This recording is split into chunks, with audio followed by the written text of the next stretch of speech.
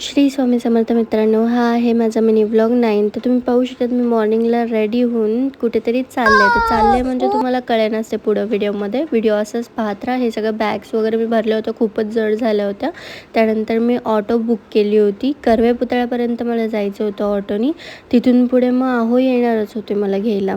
तर तुम्ही पाहू शकतात बॅग्स वगैरे खूपच जड होतं, त्यामुळे मला पॉसिबल नसतं झालं. त्यामुळे मग त्यानंतर आहोनी ऑफ घेतला होता थोड्या वेळसाठी त्यांच्या जॉबवरनं आणि मला सोडायला चालले होते. वातावरण तर तुम्ही पाहू शकता किती सुंदर झालेलं आहे म्हणून.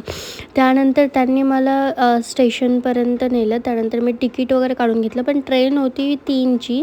सो अजून खूप टाईम होता. तर आम्ही दोघं गेलो होतो उसाचा रस प्यायला. उसाचा रस पीत होतो आणि त्यानंतर मग ह्यांनी मला सोडलं स्टेशनवरती. आणि तुम्ही बऱ्याच वेळा रेल्वेवरती ट्रेन चालताना बघितली असेल, पण आज तुम्ही JCB पण बघू शकतात बघा.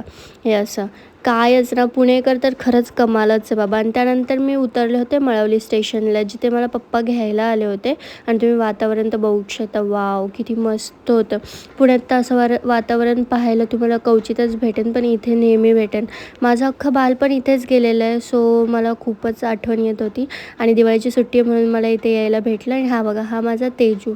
लहानपणापासून आम्ही सोबतच खेळलेलो आहे. आणि त्यानंतर मी घरी पोचले होते. तुम्ही पाहू शकता माझं स्वागत कसं झोपून लोळून पडून करतात. आजसाठी एवढं.